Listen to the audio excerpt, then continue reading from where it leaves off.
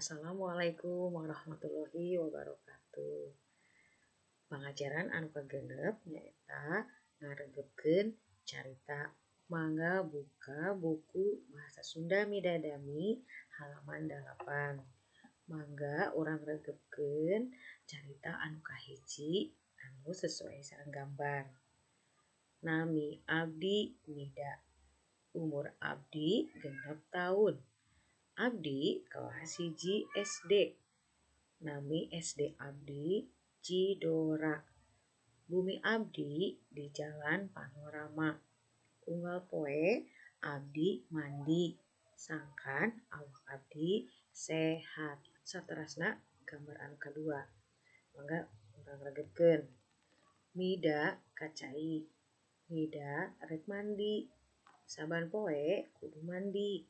Mandina make sabun. Teu poho nyikat huntu. Gambar anu katilu mangga urang regepkeun. Awak kudu bersih. Huntu kudu bersih. Kuku oge sarua kudu bersih. Lamun bersih bakal sehat. Jalma sehat jauh tina kasakit. Hideuk parantos ngaregepkeun carita anu nembe ku ibu dibacakeun. Tinggalkan gambar kahiji dugi ka gambar katilu.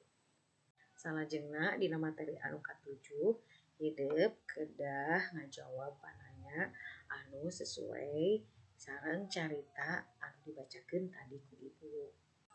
Mangga urang sasarengan jawab pananya hiji-hiji. Anu kahiji pananyana Mida teh umurna sabaraha taun? Jawabna 6 tahun. Leres. Janten Mida teh umurna 6 tahun.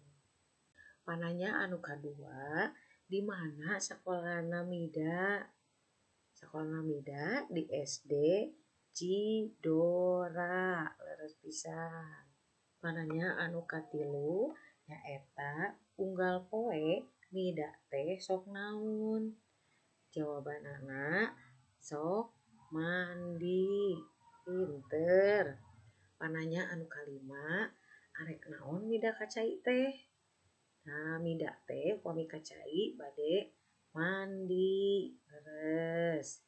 Mangga pertanyaan anu nomor genep 7, 8, 9, sareng 10 kerjakeun ku hideuk kanggo tugas di bumi atanapi kanggo PR. Wilujeng ngerjakeun. Sakitu panginten materi anu kagenep sareng katujuh nyaeta ngaregepkeun carita sareng ngajawab pananya. Mudah-mudahan aya manfaatna sareng hideuk tiasa ngalarapkeunana. Alhamdulillah. Wassalamualaikum warahmatullahi wabarakatuh.